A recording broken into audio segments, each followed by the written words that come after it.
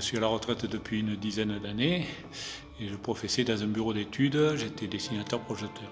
Et je suis maintenant l'instigateur, mais bon, ça fait plus de 50 ans que je la fais, j'étais tout jeune. Au début, j'aidais les personnes qui la faisaient avant moi. Puis petit à petit, je suis resté tout seul. Puis comme je l'ai fait au fil des années de plus en plus grande, les gens ont commencé à m'aider. Et là maintenant on est 6, 7, enfin, ça dépend des années, ça devient quand même assez lourd.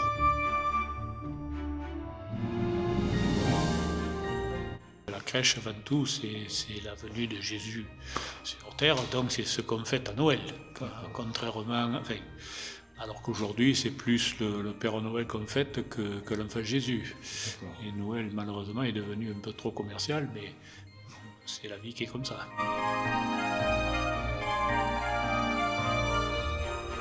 Pour monter la crèche, on a mis une vingtaine de jours. On est 3, 22, 3, 4, ça dépend des jours. Les créations de l'année me prennent au fil de l'année de nombreuses heures que je ne compte pas.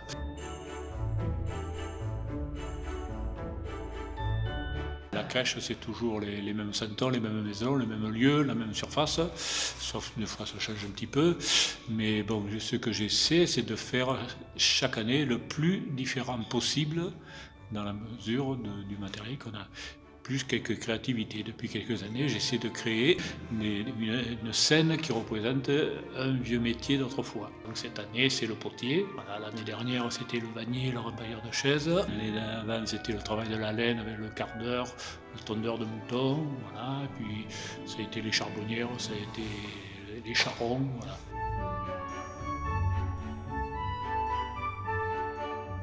C'est plus par défi ou par passion d'essayer de faire toujours de la récupération plutôt que d'acheter tout neuf, et c'est moins rigolo, quoi.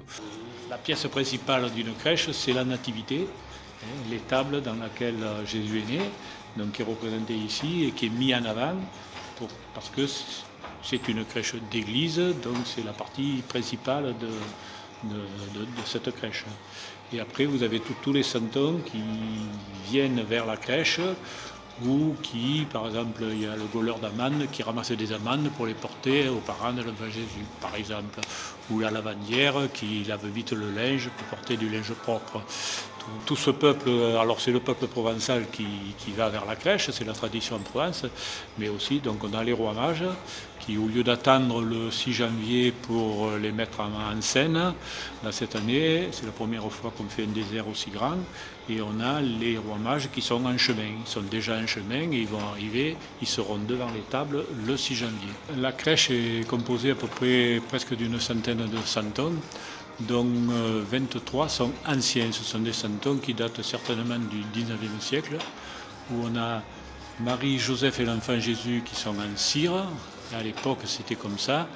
Les personnages des hommes bibliques étaient en cire, puis après, les bergers, le reste des santons sont en carton-pâte.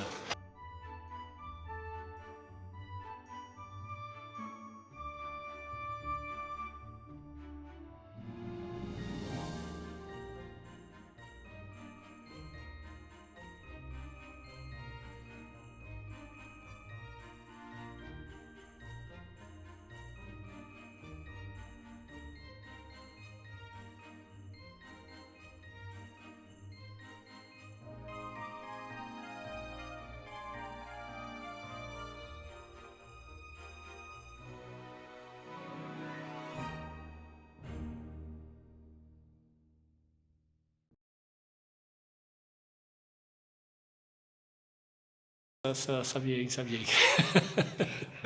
Mais c'est un secret, c'est un secret.